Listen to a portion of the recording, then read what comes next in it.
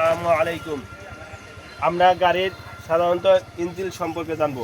একটা গাড়ি চালাইতে হইলে শুধু 5 লিটার গ্যাস বা 5 লিটার তেলে গাড়ি চলে না। একটা গাড়ি চলতে হলে 4টা তেল লাগে, তার নাম হচ্ছে 5টা। 1 নম্বরে হচ্ছে কি কার অয়েল বা স্টার্টিং অয়েল, ঠিক আছে, এটা আবার ক্লাসেরও কাজ করে। 2 নম্বরে হচ্ছে কি ব্রেক অয়েল। ব্রেক অয়েল যেটার মাধ্যমে আপনি গাড়ি ব্রেক হবে। এটা আপনি প্রতিদিন লাগবে না, কিন্তু আপনি 2 মাস 3 মাস পর চেক দিতে হবে।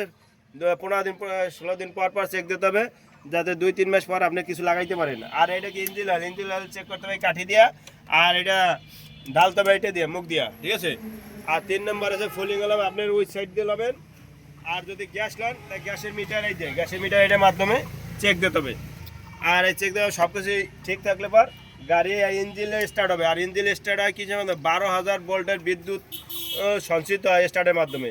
এবং 12,000 ভোল্টের বিদ্যুৎ সঞ্চিত হইলে পর এই ডিস্ট্রিবিউটারের মাধ্যমে ভাগ করে দেয়, ফ্ল্যাগের মাধ্যমে, এই ফ্ল্যাগের মাধ্যমে ভাগ করে দেয় 2,000, 4,000, 8,000, 12,000 এইভাবে হেলতে দুলতে এটা শর্ট করার মাধ্যমে গাড়ি ইঞ্জিন স্টার্ট হয়। এভাবে ইঞ্জিন স্টার্টের মাধ্যমে 72টা নাট বল্টু খাইয়া গাড়ি কি সামনের দিকে 100 মানুষের শক্তি নিয়ে, 100 মানুষের শক্তি নিয়ে গাড়ি সামনের দিকে অগ্রসর হয়।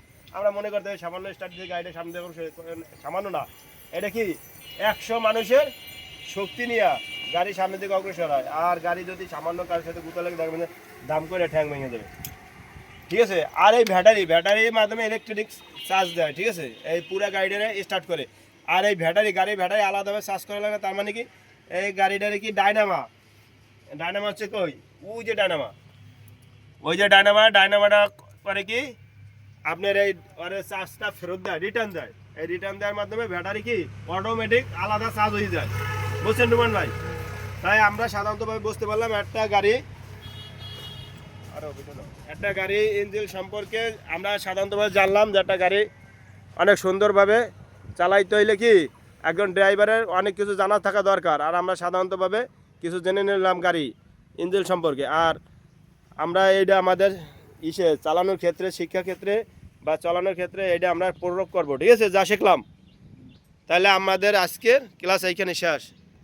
আর সামনে আর কিছু জানিয়ে নেবো। আসসালামু আলাইকুম ওয়া রাহমাতুল্লাহি।